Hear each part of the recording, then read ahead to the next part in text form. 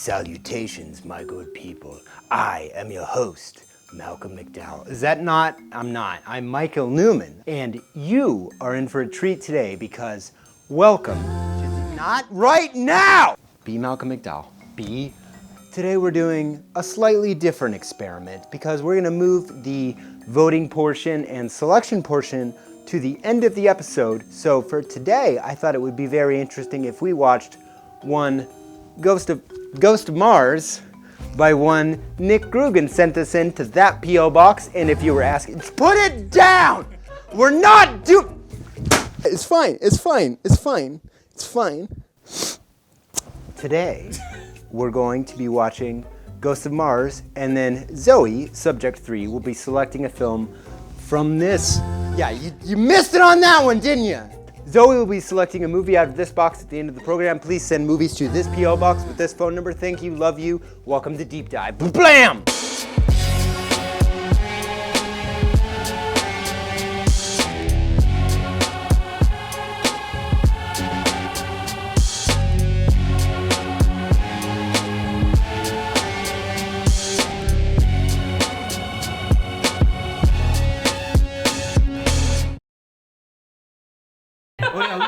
We got Swiss cake rolls, so tonight is about to pop off, but we're about to watch Ghost of Mars, and I am terrified. Awesome. I thought I was gonna be a weirdo. This is gonna be very bad, but we are ready to love it. John Carpenter is the man. Excuse me, Ghost of Mars is on? Thank you. Isn't that Mars? No, that's not Mars. That's Mars's ghost. Mars blew up. Oh yeah. A storm. What is so easy to love is every John Carpenter movie has amazing music. Yep, that's true. John Carpenter is the man. All right, so we are watching Ghosts of Mars. We are. And so far, we are on Mars. So we're on Mars. We're on Mars, 2175. But yeah, thus far we've just had a lot of world building and story. One aspect of world building that I thought was very interesting. Can we talk about the fact that this is a matriarchy? Yes, it is a matriarchy, which as soon as that popped up, I went, yeah! Matriarchal. Okay, that's kind of cool, actually. Yeah, the police chief, or the head of this squad, is a woman who is also a lesbian. Quickly. There is some oddly progressive ideas. I mean, I was hoping we'd get a good solid woman we could count on. Oh, and that is gonna be the reason for all of their problems. Oh. Watch. Yeah. I'm waiting for John Carpenter to be like, actually, this is bad because this, and I'm hoping he doesn't.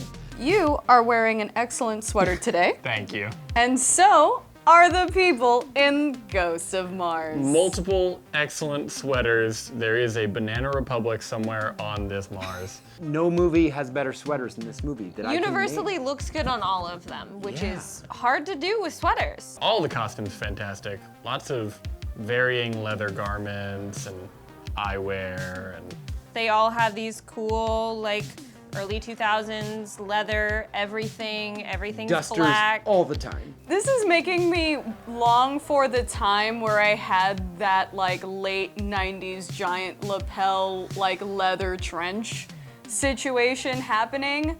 I long for those days. Thank you, John Carpenter. All right.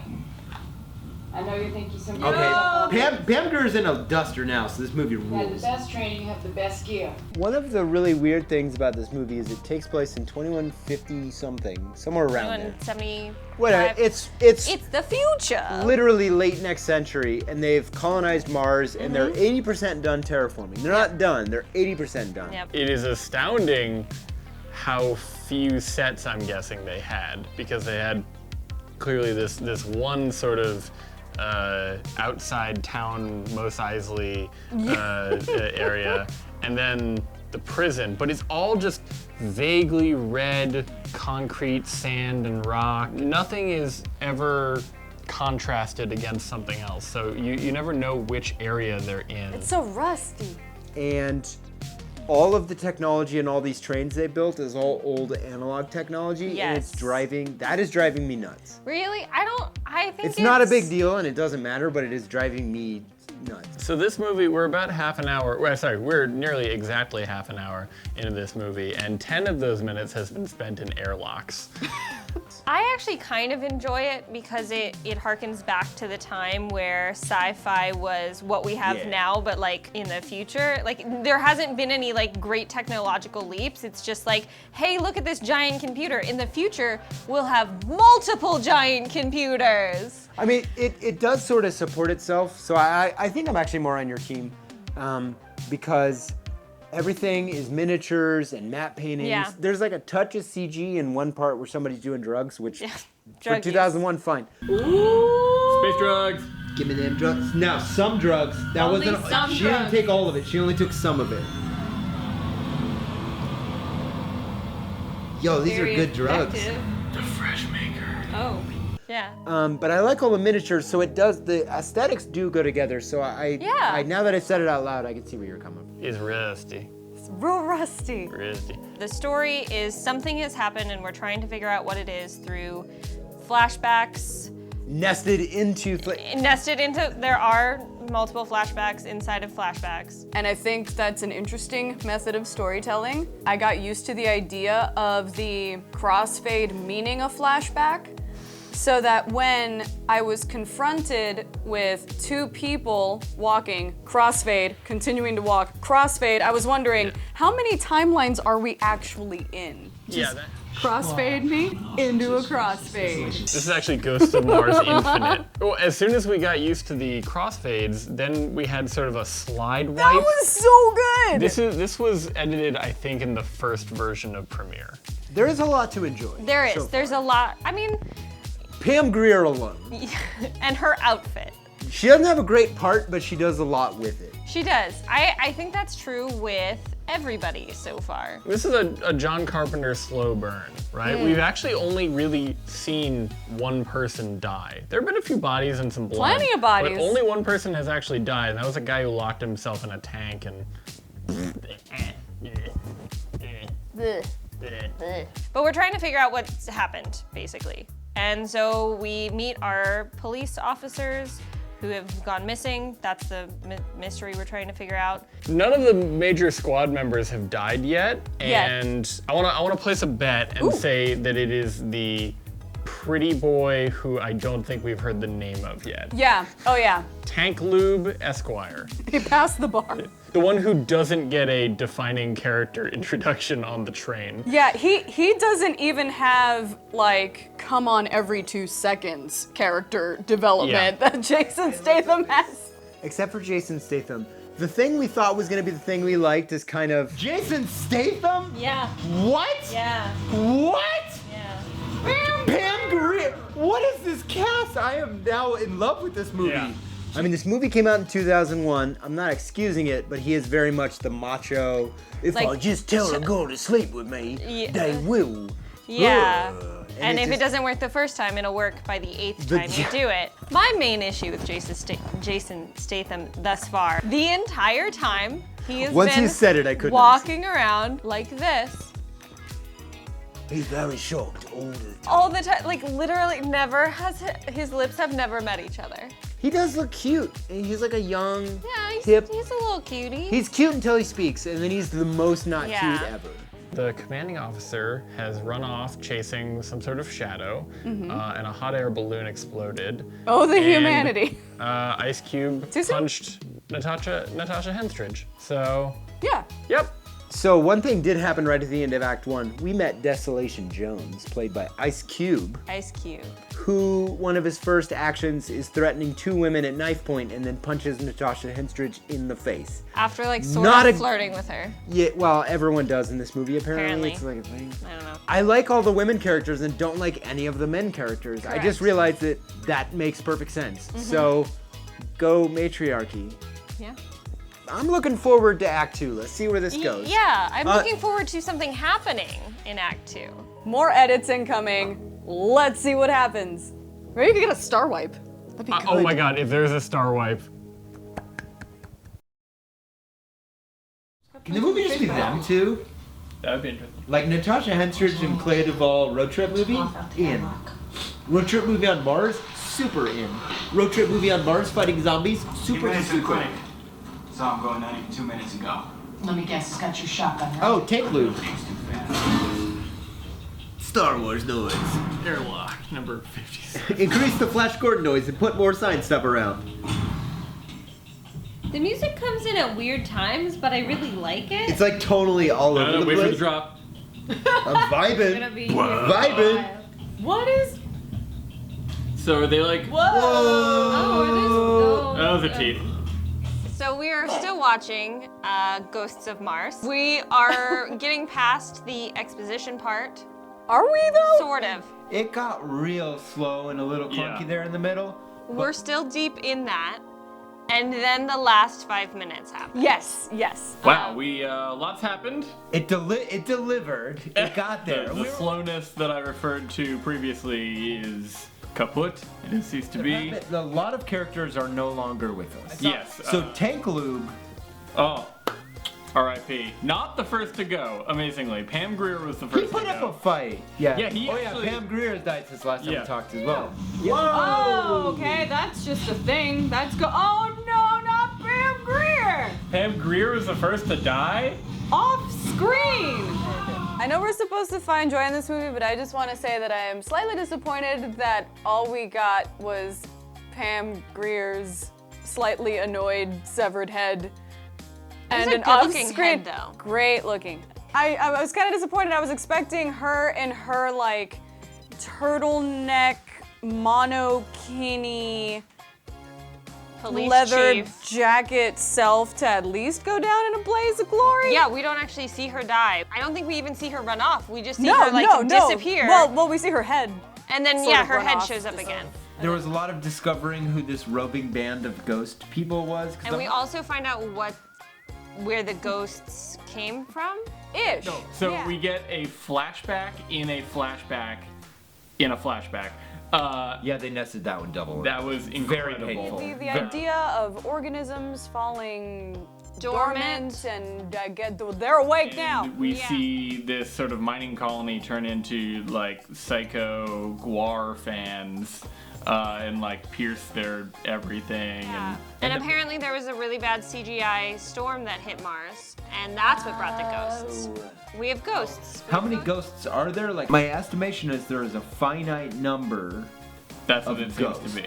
Otherwise, there would But be. is that number 50 or is that number 200? Yeah, our police chief is dead. We get all of our ruffians together, any survivors, kind of end up joining a ragtag team after some power struggles and some, women being badass, which I'm down for. The machete scene That was great. was a lot of fun. Shout out to the worst can opener in the entire world. That was my favorite scene, I think, ever in So a film. I saw this movie a decade and a half ago. I remember watching it with my high school roommate, and we were moments away from shutting off this movie. And then this scene happens. That was like a complete flip. We went from like, okay, to like, yes! Yes. We were so in. Bonk. Like, Super that's high not guy. where you Opens put up your again. thumb. Oh my Get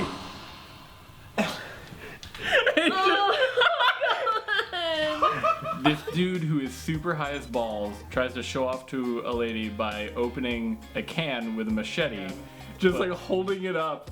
So like he's proud for like 5 seconds. Look what I got you. I got you a can. Hold And on. then just straight up Peter Griffin falls backwards like one frame. it's yeah. No, Like so my Pratt falls favorite part backwards. about that is you see him like go and chop his finger off and he holds the can up and then there's just like a little splurt of blood and that's where the thumbs up comes from. It's just a little, no, that's it. He lost his thumb and then it bleeds. I try to be funny here. It doesn't work often.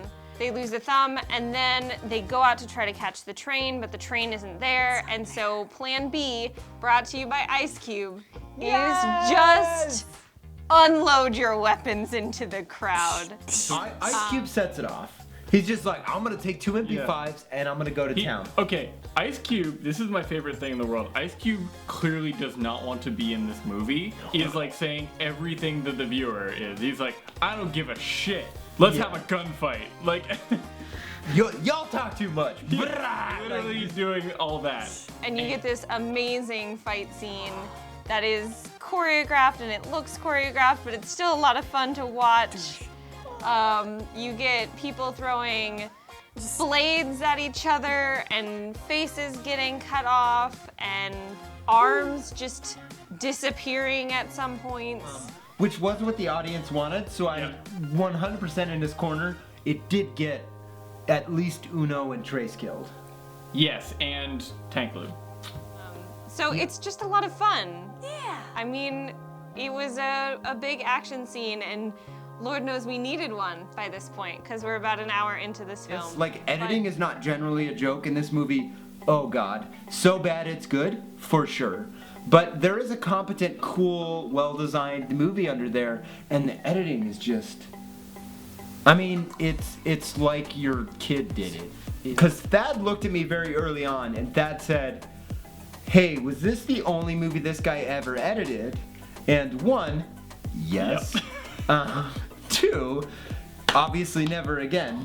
The thing is, I think John Carpenter was super, like, in control of what he was doing. that would have been And the then other the one. editor just destroyed this. I'm not even mad at the editor. I'm not mad. I think it totally paints the movie as Right. what it is. No, but imagine, it's not just the editor that failed. Imagine the person who the editor handed the cut of the movie to, and that person said, yeah, that's right.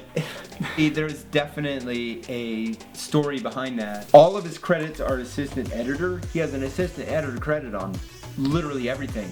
And then one time, somebody's like, you're gonna play in the big leagues, kid. And Ooh, yeah. well, there's a very good film in here. I like, well, very good, strong, but I like it. It's fun.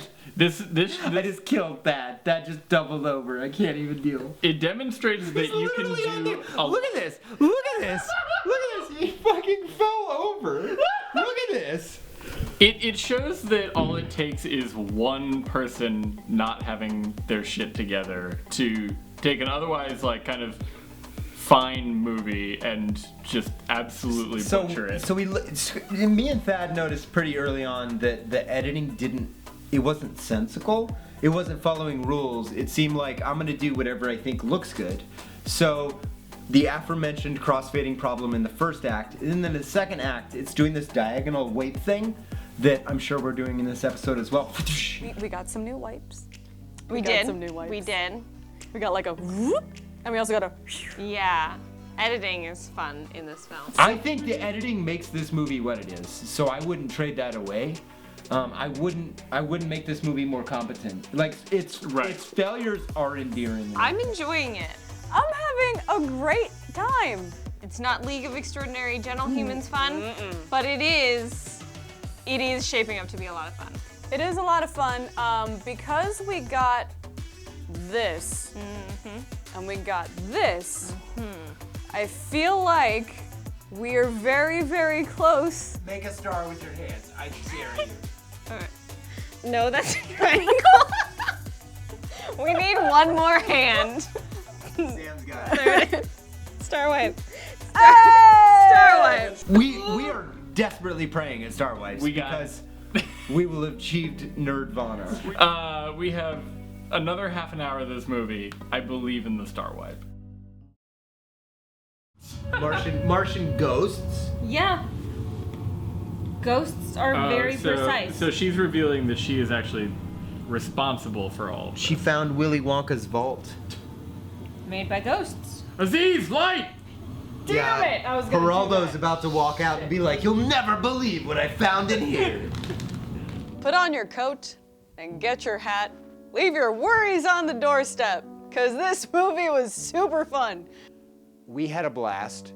There were multiple eruptive reactions. From the story that I thought was interesting, the characters that you got at least somewhat attached to, though not completely attached to. The soundtrack was phenomenal. Whenever the music came on, I mean, it was a little weird because it instantly changed the tone of what was happening, but I enjoyed it.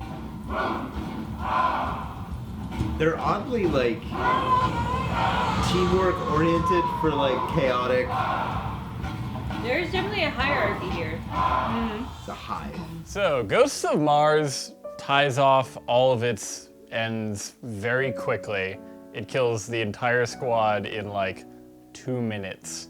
And the action scenes were so fun. They were choreographed and gory and probably unnecessarily long, but I really enjoyed watching it. I don't usually do horror. I don't do a lot of gore necessarily, but the kind of stuff that I do is this. Clea Duvall dodging 2 saws and then just getting just clean sliced. It was magical and mystical and wonderful. And then leaves Ice Cube and Natasha Henstridge to do their thing on a train.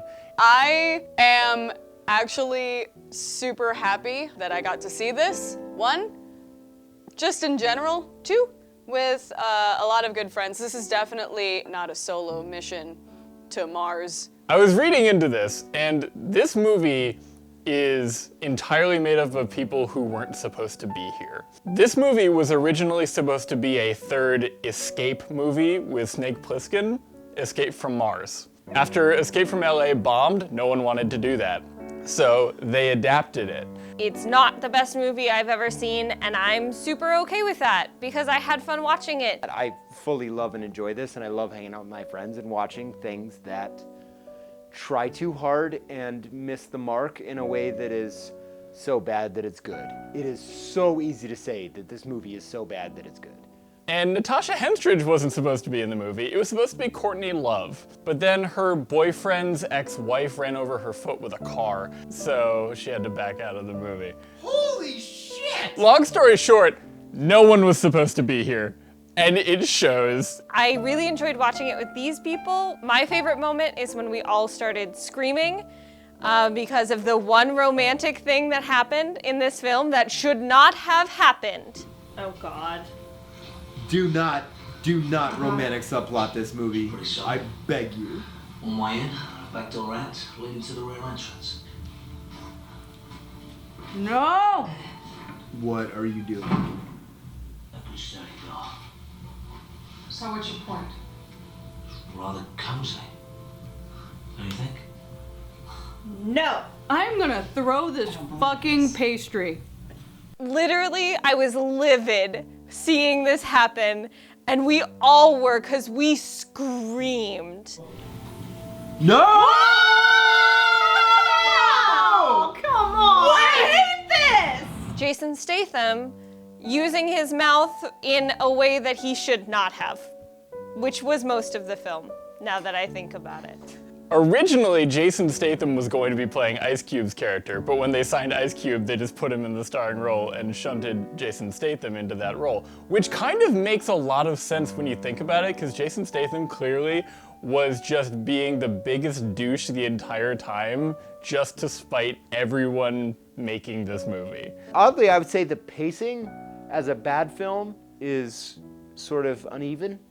Because the big moments of whoa were a little few and far between, but I thought it was awesome. I am not as film savvy as my co-hosts are. They were really bothered by the editing, and I noticed it, sure, but I had fun watching this film. I feel bad, because like John Carpenter didn't make another movie for like 10 years after this. That's how bad it went. And that's not how a guy like John Carpenter should be treated. That makes me so sad. Like, I'm gonna retitle it. It's no longer Goes to Mars, because apparently it was Escape from Mars at one point. But I'm gonna fix this. It's called 1988. The whole movie was made in 2001 and released in 2001 as if 1988 never had ended. And that explains the technology, the weird editing, discovering transitions, the overabundance of ADR in terrible places, the costuming. My God, the costuming is so... Crossfade. Door. Damn. There's a maintenance courtyard at the back enclosed by a 5-meter wall. There's even a rover parked out there. Maybe we can make a run for it. Just getting some good Jason Statham right here. He's probably gonna sexually harass someone within 4 seconds. I mean, Ice Cube is right there. I was waiting for them to shoot like those wrestling segments where they're like, you're gonna go there. Like, it was so that. Even Ice Cube I think the literal last shot is Ice Cube winking at the camera. Let's do what we always do. Sequel. I loved it. It was super easy to love. Chekhov's drugs. Oh, look at that. Chekhov's drugs. Wow. You are 100% correct. That is clever as hell, actually. I dig that. You gave your main character a flaw, and flaw saved their life. That's good. Would we have liked to have seen a be-camouflaged, panted Ice Cube and Natasha Henstridge going at it with the shiniest guns I ever did see? Again? I probably would. And that's a testament to this movie. Ghosts of Mars. Get some friends, get some alcohol probably if that's your thing, and have a good time. None of us actually drank. We were stone sober the entire time and we had a blast. So that can also be your thing. Either way, it's a good movie. Check it out. For this. Don't check it out if you're bored. That's not a good plan. But like, find friends. Seeing my friends guess at how bad it would get and then knowing how accurate that was just a real treat for me. You should watch Ghosts of Mars. It's fantastic. Overall, I enjoyed it. I enjoyed watching it with friends. I enjoyed eating Oreos along to it. And I liked it. Yeah, so overall it was a good time. It was incredibly satisfying. We didn't get a star wipe, did we? Star wipe. Next time on Deep Dive. Here we go. Gonna look inside this box. Oof, some movies. Wow, there are a lot of sequels in here. I don't know what that movie is. Oh, see, I actually liked this movie, so I don't know. Oh, yes, all right, here's my choice number 1. We're going with Abraham Lincoln, A Vampire Hunter. Sam missed one of my shows in college to go see this movie. So, revenge, make him watch it again. All right, we'll go with something that's fairly different from, I assume, Abraham Lincoln, A Vampire Hunter. And we're gonna go with 27 Dresses. So we get to choose from Abraham Lincoln or Always a Bridesmaid and Never a Bride.